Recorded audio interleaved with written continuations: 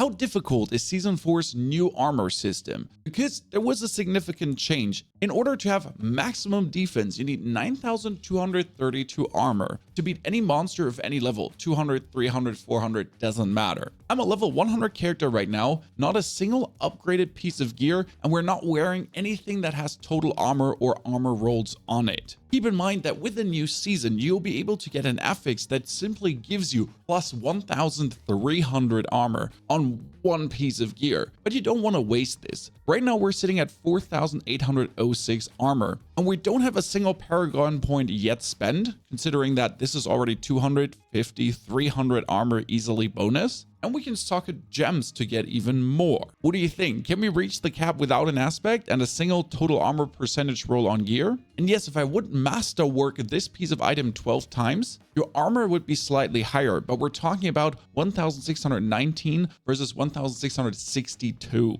First, I would say we would boost the Paragon points because that's the easiest one. And here in the first board, you could take something like Amplify that is in most of the Necromancer builds with a bonus damage to curses, and then I would get a 150% boost to all magic nodes, already giving me a bonus of 125, 125, 200, and another 125 armor. That's a significant boost straight out of the window. The next board that provides armor that most Necromancers play would be Send of Death, because this one gives us a lot of critical strike. So we're going to be picking up all the critical strike nodes, pick up Send of Death with the normal level path we would do. And then there is here Preservation, which gives us another 200 armor. What I like to do is I like to put a Dexterity glyph in here. So we're going over this side, pick up all the armor and the Dexterity on the way, lock this in, and then, for example, put in a Exploit glyph. That's straight up activated 27, and I would get another 50, 50, 50, and 200 armor. That's already 5,700. I mean, we're so close to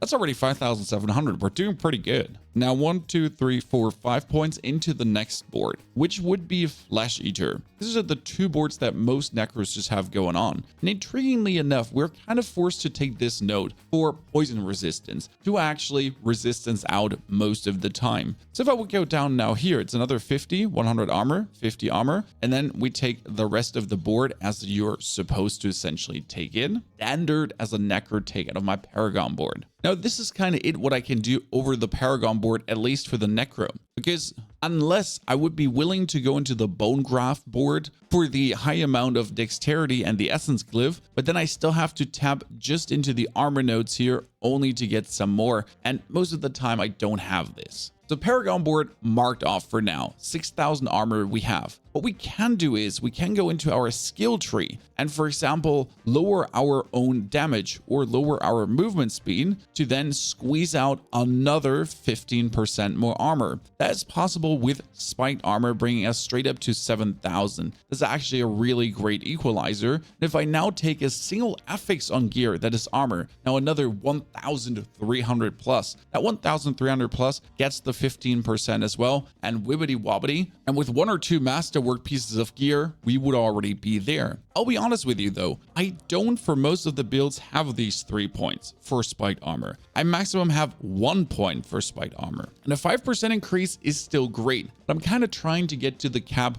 without utilizing this. Now, do keep in mind, there are defensive temperings. So if you're playing a non-unique helmet, hands, or amulet, you can easily get a total armor roll. That means that a normal piece of pants already gets you another 16%, or in this case 16.5, or even 18% total armor, which is a significant difference. I mean, we're talking about 5,972, and then boom, almost a whole 1,000 armor plus like this. So with one single total armor percentage tempering, and then one single armor affix, because if I would now get an armor affix of 1,300 on the gear, that would bring us straight up over 8,200, and it would get multiplied by the total armor percentage too, pushing us up. Now, if you do actually manage to hit your resistance caps, and I don't have that here yet, considering that I also don't have my gear in any way upgraded, and I'm definitely over resistancing on the poison because this ring does actually have an intrinsic poison resistance stat that I don't need. There is the chance to put skulls on gear, and that would be 250, 250, and 250. These 250s obviously get multiplied by this total armor percentage as well. Now, without the total armor percentage, we would be sitting at 6,722. As it turns out, we might actually need to at least get one single total armor percentage tempering. And they are available on chest, pants. Then I don't think boots had total armor percentage, but we'll check. No, boots didn't have, and helmet does have total armor percentage. Lastly, there is the amulet that could get total armor percentage too, but the amulet can have so many other useful stats that I would not go for that in any way. For the chest, you mostly have to choose between utility and defensive tempering, where you then go for total armor percentage over, for example, maximum life, where you would not go for corpse tendril size or anything in that direction. But tempering one single total armor percentage is actually not a problem, which means that having one piece of gear here right now with total armor percentage seems to be right up adding to this, which brings me to 7,800. Again, as I said, if you now had a simple affix with armor, we would already be at the cap.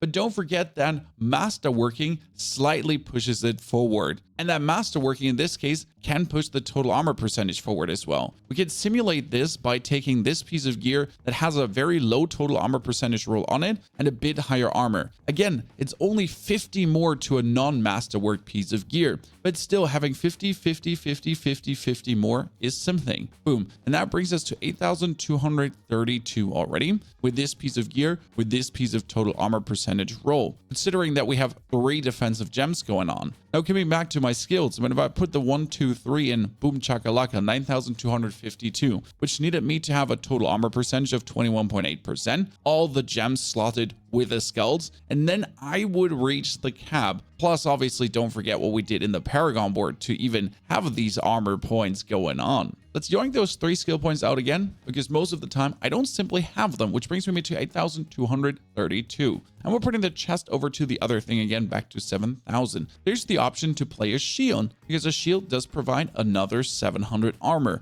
And yes, the Litless Wall is something that a lot of the Necromancer builds are playing. Not the Summoner Necros, but in general, a shield could be an option for whatever you're trying to just get up to the armor cap. But as it turns out for me here right now, I would probably advocate for 2 total armor percentage rolls yet, or at least 1 single affix with a huge amount of armor. Because most of the time, you'll probably need to slot in gems with a resistance, and we can't rely on another 750 armor here. Again, currently at 6,000, we're putting on the focus or the two-handed weapon down to 6,000. We're putting on that total armor percentage roll of 16%, which brings us to 7,000. And if I now take, again, the armor affix, we masterwork that item with the armor affix, we are at the cap, maybe with 1 single royal skull. That's 7,2. I add another 1,300. That 1,300 times the 16% total armor percentage, which will be higher because you're obviously going to masterwork that item to push that stat a bit higher. And suddenly we're at 7,628 with then the 1,300 plus, and we got it actually capped out. That's what it needs to go for the new armor system. This is probably what you roughly have to put down, at least for the Necromancer, because do tell me, how does it look for the Druid or the Barbarian or the Mage? Do you have a lot of Paragon notes for armor?